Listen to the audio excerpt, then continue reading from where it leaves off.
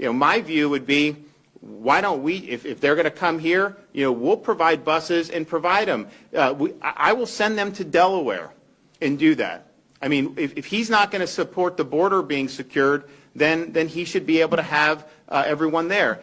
So we will do whatever we can in that regard, and we are absolutely going to do everything we can. Ron DeSantis, the Savage King, saying that he's going to be shipping the illegals that Joe Biden sends to Florida. He'll be happily sending them up to Delaware, where Joe Biden has his home, his little summer cottage, palatially right there on the waterfront. And a side note here, why do all these rich people who are hysterical about climate change all build their homes right on the water? Just a question. Leo DiCaprio, Jeff Bezos, John Kerry, Barack Obama, Joe Biden, they all have houses right on the beach. You'd think they'd be buying mountaintops, right? If everything's going to flood and if everyone's going to get flooded, right? Wouldn't that make sense? Isn't that the point? I mean, I don't like littering either. I want to live in a clean earth. But if you're the one saying that all the water and sea levels are going to rise by 17 or 20 feet, well, why are you spending $50 million to put your house right on the water? Seems like a really bad idea, unless they know something that I don't.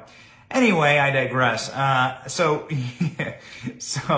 you have Ron DeSantis there being just a total savage. You have I want you to hear his full comments there at this about Joe Biden and his regime at this pretty based news conference. Check it out. Yes, ma'am. Governor, we wanted to ask you about a story that's been of interest to a lot of our viewers, these migrant flights to the Jacksonville area. Your spokesperson told us your office is aware of 78 such flights in recent months. She says state law enforcement has briefed the office about this. Which law enforcement agency is that? And can you provide specifics about these flights, when they landed, who was on board, how many? So here's what happens with these flights. There's no notification to the state of Florida.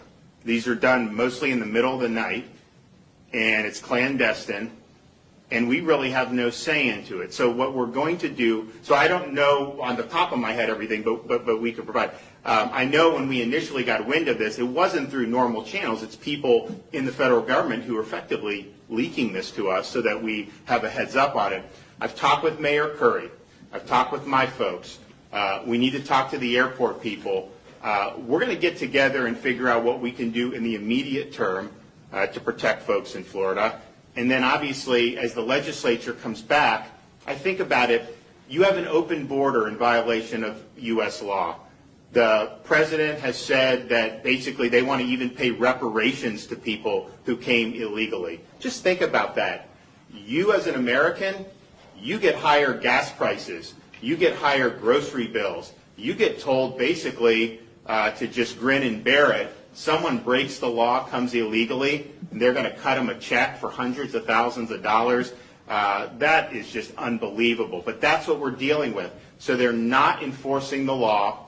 I had people there to help Texas Governor Abbott. We had some of our state law enforcement there in June and July, and they did a great job. But what would happen is people would come illegally, our folks would apprehend, you turn them over to the feds, and then the feds put them on a bus and send them around, or put them on flights and send them all over the country. How is that something that's effective? So we have to look at that and say, we are suing the Biden administration over that. We have a pending lawsuit. I think we can be successful on it, but that's not going to happen overnight. Then we have to look at, okay, if these contractors are being contracted by the federal government and they're imposing problems on us. We had somebody that was murdered by somebody that was brought in by Biden. We should be able to have consequences for those contractors. And your ability to do business in Florida, I think, should absolutely be curtailed based on whether or not you're bringing problems or not bringing problems. And the fact of the matter is, this border should be secured. We know what to do because it was working prior to Biden taking office. So they should do that. But we are going to work with the folks here in Jacksonville. And the problem is, the federal government has basically the runway when it comes to air traffic in this country. So I don't control the airspace. City of Jacksonville doesn't control the airspace. The feds control the airspace.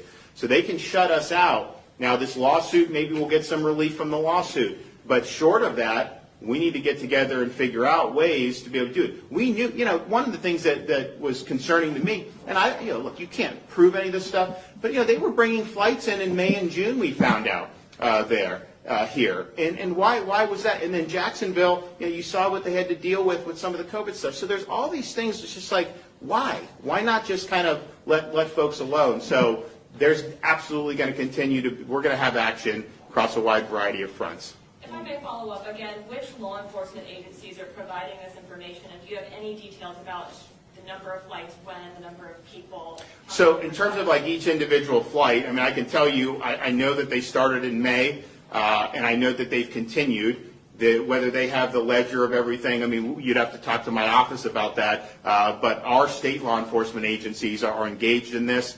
And again, this is not something that we're given ahead of time. This is something that we find out after the fact. And I talked with the folks at the Jacksonville Aviation Authority.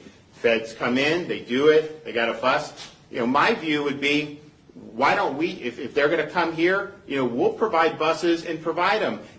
I will send them to Delaware and do that. I mean, if he's not going to support the border being secured, then he should be able to have everyone there. So we will do whatever we can in that regard, and we are absolutely going to do everything we can.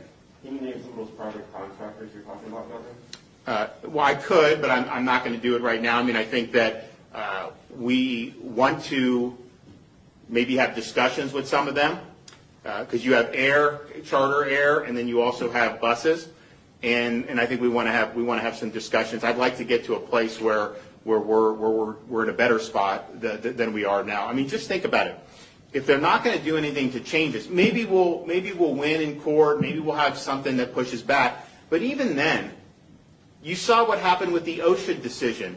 It was stayed by the Fifth Circuit Court of Appeals, meaning not in effect. And what did the Biden administration say to businesses? Ignore the court and follow our rule anyways. And so I think that they basically said, to hell with these court decisions. They're going to do whatever they feel like doing. And so that's something that's problematic, because we can even win in court and they may disregard that. So we're going to do all we can. But there are definitely, I think, from a contractor perspective, we've really got to have a big conversation with some of those and then see what we can do in terms of this. Unfortunately, over the years, and we've looked at different things to do, unfortunately, over the years, federal courts have basically said illegal immigration is something for the federal government. They have the jurisdiction. So when states want to go in and protect themselves, they have not looked kindly on some of those things. And I'm not sure that's the right decision, but clearly, if it's the federal government's responsibility, but then the federal government defaults on that responsibility, then the states still have their hands tied. I don't think both can be true. If it's a federal responsibility, then they have a responsibility to discharge the duties and enforce the law. If they're not doing that, then clearly, I think a state should be able to come in and provide protections. And so that's what we're going to be looking to do. Governor, a two-part question real quick. When it comes to these undocumented immigrants, you're saying that they're coming in at 2 and 3 in the morning, late at night. Are we talking about by the dozen, by the hundreds, and are these asylum seekers? Where are they, sir? Well, I think in the flight that is in question for the individual that posed as a minor, came in, was really in the 20s. I think that flight was one with people that were at least posing as being under 18. So what you do is you have people that are coming to the border, a lot of kind of like 16, 17-year-old males coming. They're treated differently than somebody that was over the age of 18. And so that particular flight was supposed to be, I think, what they call, UACs. And they were on a bus, and I think many of them taken to the Homestead facility down in Southwest Florida. And I know that that's been the case with other ones. Now we're also looking at buses from South Texas, where are those buses taking folks, and buses that are coming in to the state of Florida and certainly in other parts. It's interesting. If you're trying to deter kind of illegal migration in the interior of the country, if you come illegally and they don't catch you It's actually in some respects worse than if they catch you, because when they catch you, they'll give you money or potentially put you on a conveyance to get you somewhere, whereas if they don't catch you, you're kind of on your own and you don't necessarily get any money from the government and everything. Really, really perverse incentives.